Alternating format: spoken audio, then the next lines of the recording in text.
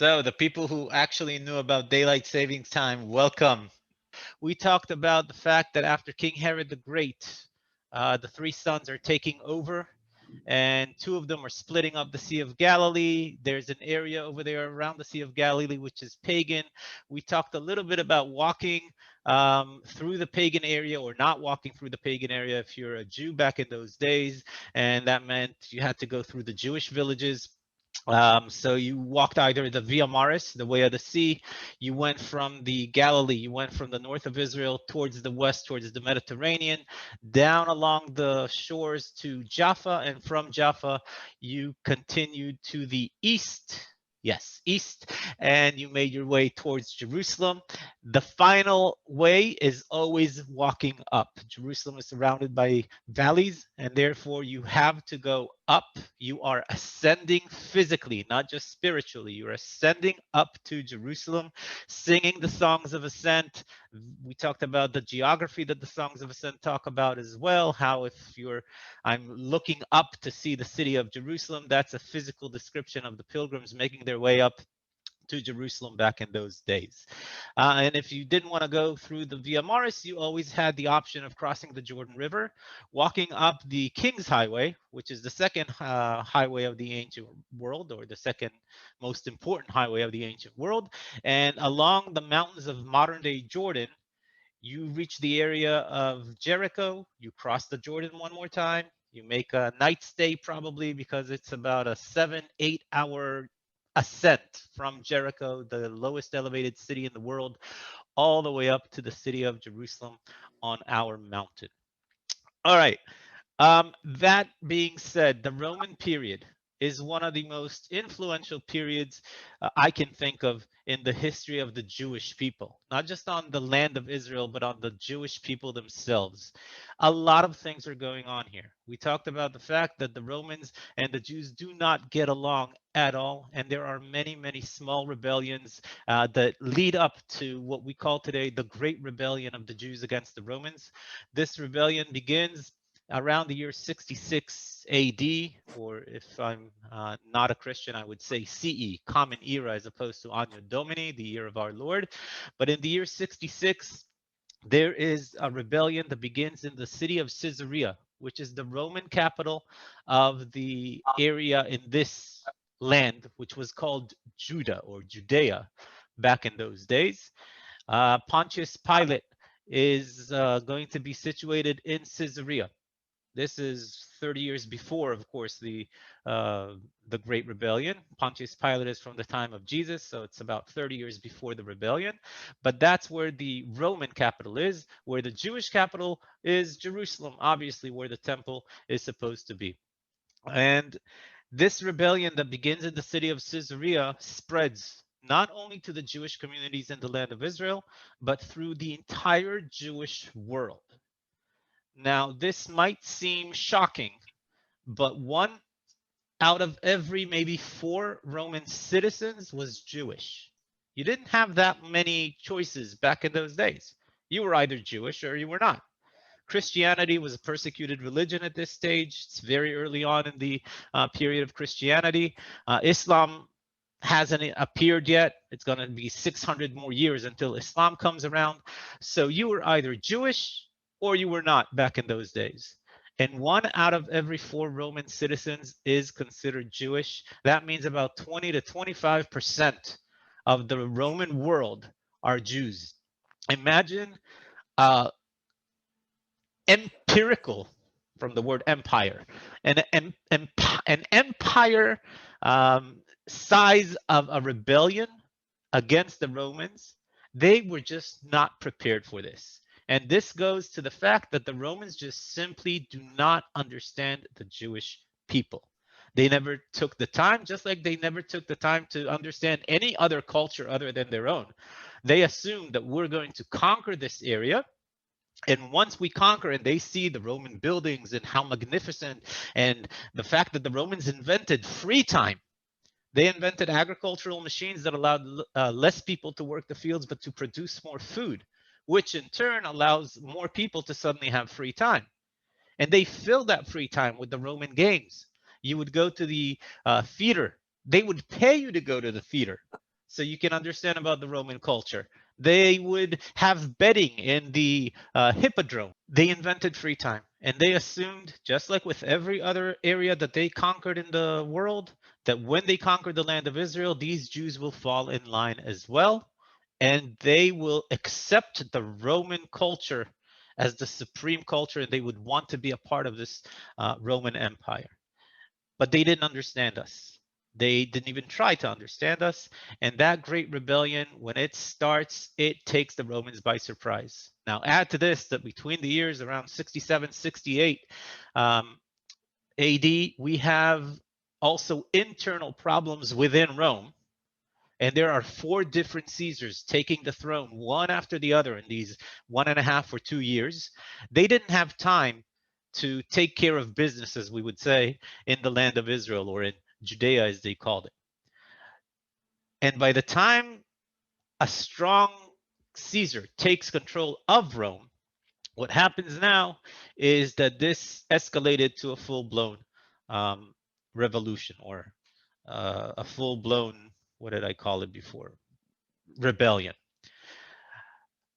The Caesar, he's going to send his son Titus as the military general who's in charge of taking care of this situation in the land of Judea. And this guy, Titus, very methodical, patient. He knows exactly what needs to be done. He's going to go from the north of Israel to the south, making sure nobody kind of bites him from the back. And he's just going to go from north to south, taking out every pocket of resistance that he finds.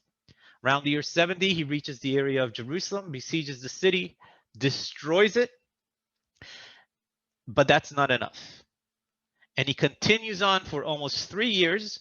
And the last battle that we are told about is the Battle of Masada, an epic battle, apparently, because the historian that we have, a guy called Yosef ben Matityahu, turned his name into Josephus Flavius. Flavius is the kind of like last name of Titus and the emperor's names. So the Flavian Dynasty. Dynasty. Wonderful. This is why we have the doctor here for us. Thank you, Dr. Tracy.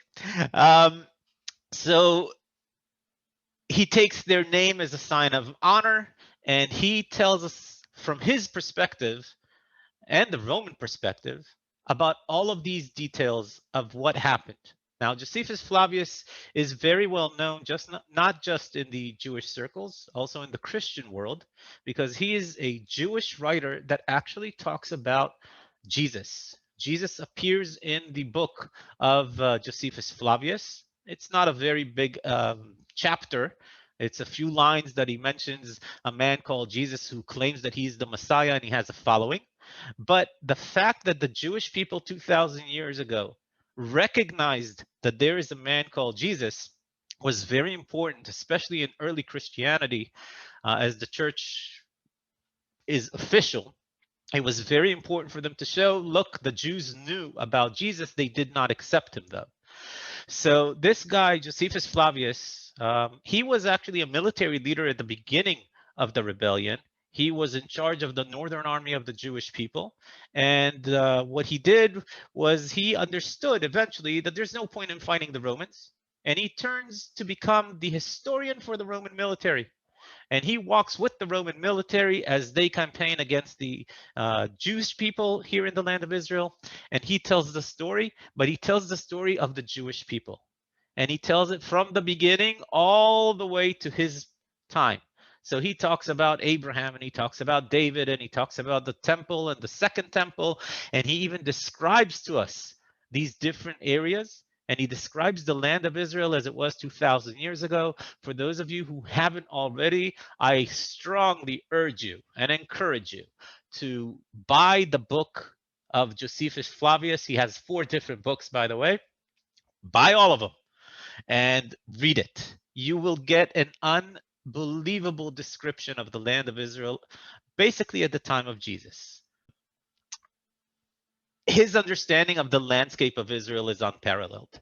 It really is an incredible window to see what the landscape was like and what the cities looked like. His descriptions are immaculate.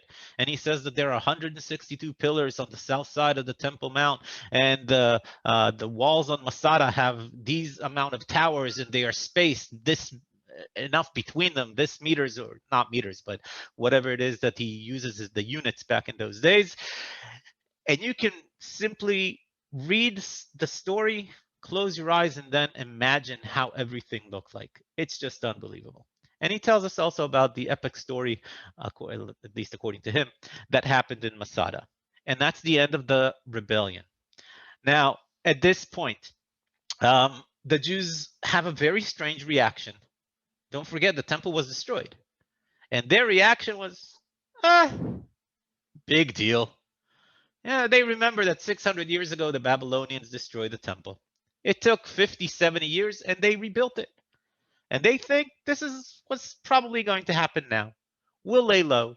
The Romans will calm down. And once that happens, we'll be able to rebuild the temple. And 30 years go by and nothing. 40, 50, 60 years and nothing. The Romans are not allowing the Jews to rebuild the temple. The Jews are getting antsy. What do when we get antsy? We rebel again. And this rebellion shocks the Romans even more so than the first one. The Romans are surprised again. Now we have to understand, when you are fighting as a pagan, there are two ways for you to show that you won and whoever your adversary was lost. The first one is the story of David and Goliath. The pagans believe in all of the gods, and therefore all we need to know, all we need to know is which god won the fight up in the heavens. And how do we do that? According to the Philistines, we send our biggest and baddest against your biggest and baddest, and whichever person down here on earth wins that fight, the representative god is the winner. And when David defeats Goliath, the Philistines understood that the Israelite God defeated the Philistine God in that battle, and therefore there's no point in fighting anymore. And you'll see that after David defeats Goliath, the Israelite army storms the Philistine army and kills almost all of the soldiers there. They run away. They don't even fight because what's the point? Our God lost. But there's another way for the pagans to show I won, you lost. And that is to destroy your God's temple. And when the Romans destroy the Jewish God's temple in the city of Jerusalem, as far as they're concerned, as long as there's no temple, the Israelite God is supposed to understand that he is too weak against those other gods that the Romans believe in. Our gods defeated your God. So when the Jews rebel without a temple, it is as shocking as you can think. And that's why it takes them by surprise. We have a very ruthless Caesar as far as the Jewish people are concerned back in those days. His name is Adrianus.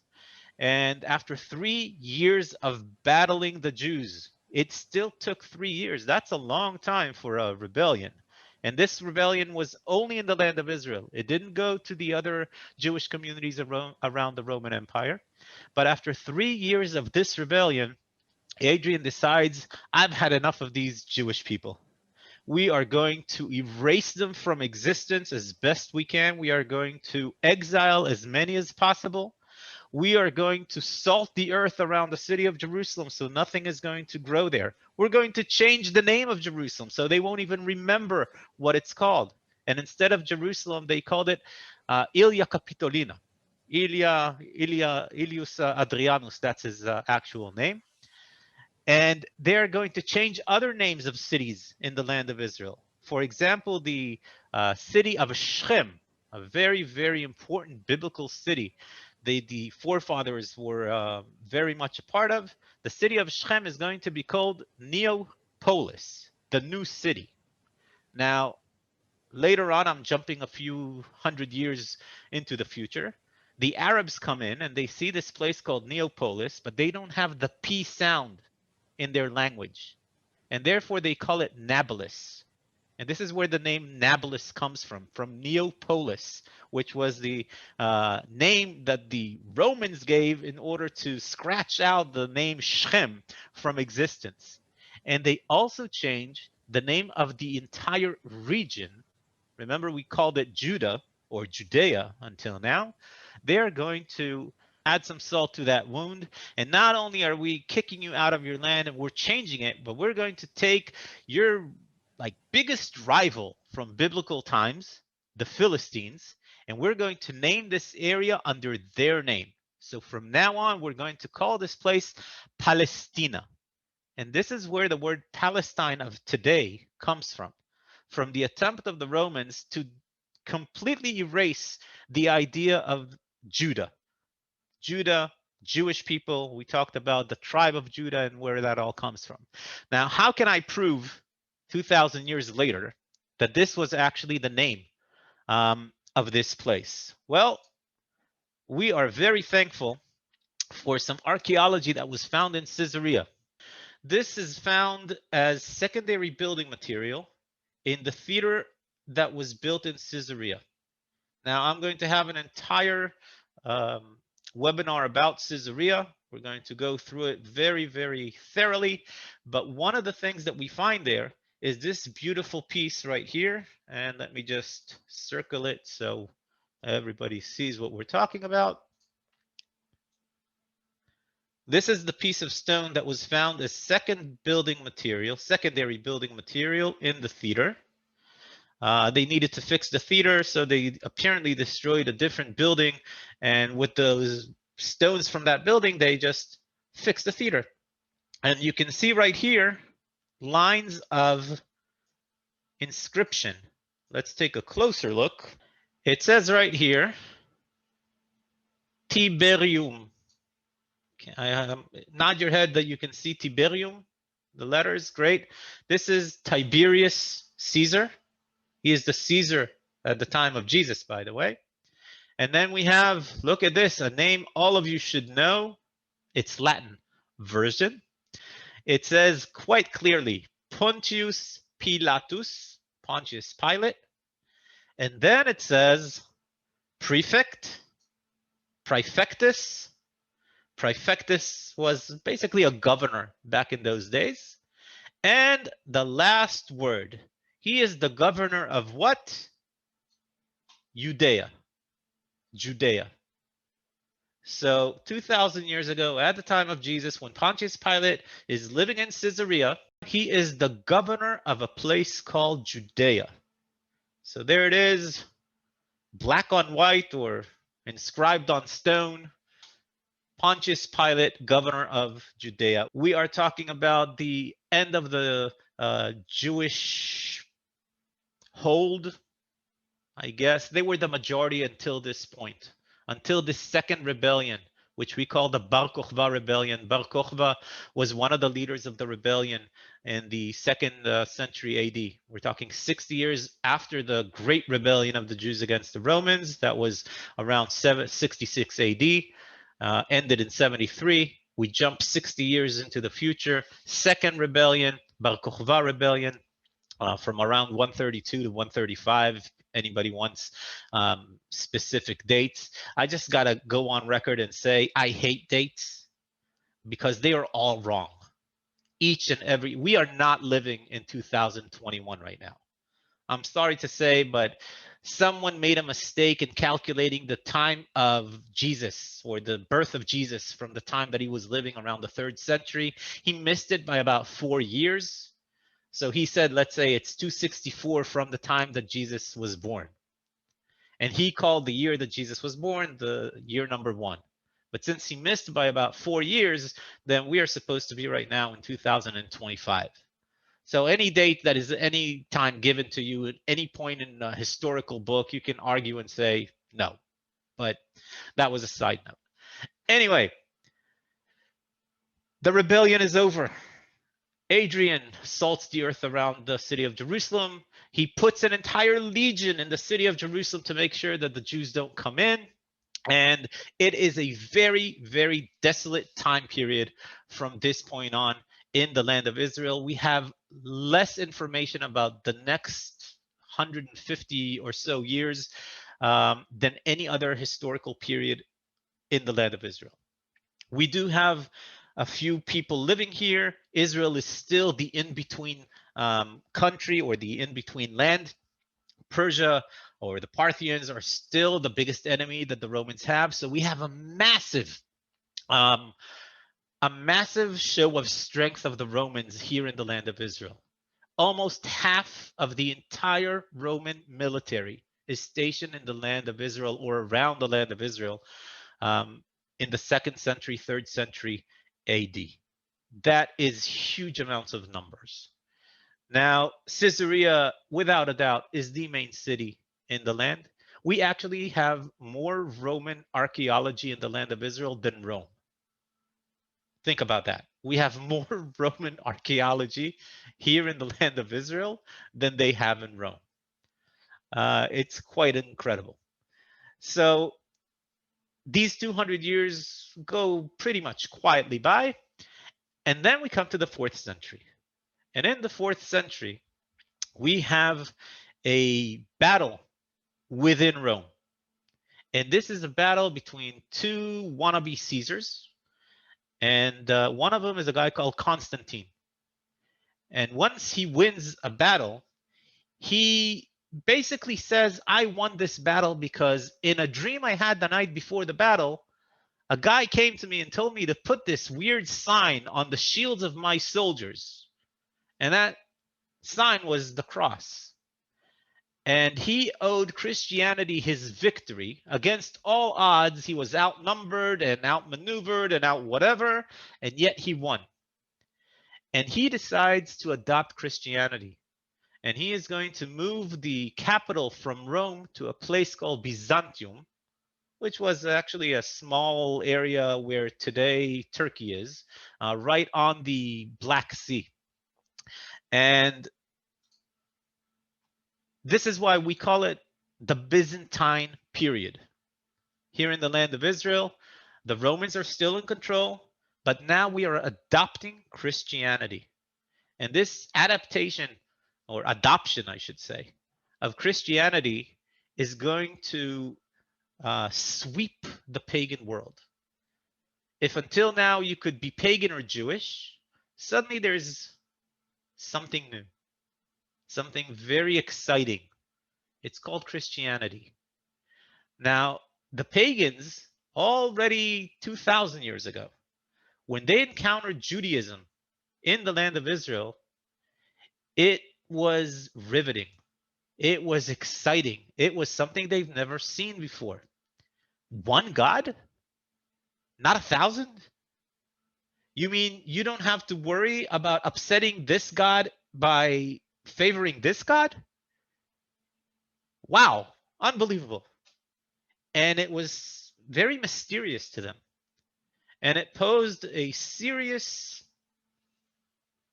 longing to become Jewish.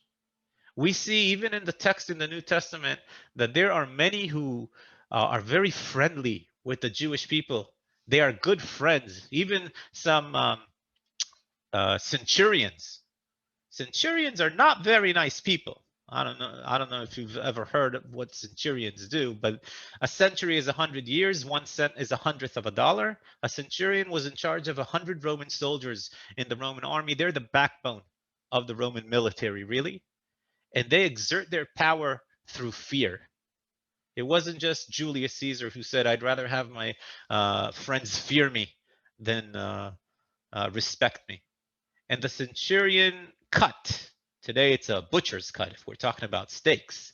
But the centurion cut was if somebody acted up, a Roman soldier acted up, the centurion had the right to kill him, his own soldier. And basically the soldiers of the Roman military were more afraid of the centurion than they were of the enemy, which is why they would run into the field and maybe even die a better death than dying in the hands of a centurion back in those days. So we have centurions that are very interested in this Jewish faith. We have the centurion servant who was healed by Jesus. We have the first actual non-Jew to accept Christianity is a centurion in Caesarea. Peter is going to, not Peter, Peter? Yes, Peter is going to walk from Jaffa to Caesarea, and he's going to meet with a centurion in Caesarea, and he's going to be the first to be accepted outside of the faith of the Jewish people into the new faith of the Christians. But what was the problem with Judaism that so frightened the Romans? It was circumcision, because it was ingrained into the Roman culture that the human body is perfect. How can you cut off a piece of your body? That's an affront to the gods. Even though I'm supposed to only believe in one God now, that still goes against everything. So even though they wanted to be Jewish, maybe, they could never take that final step, that circumcision step.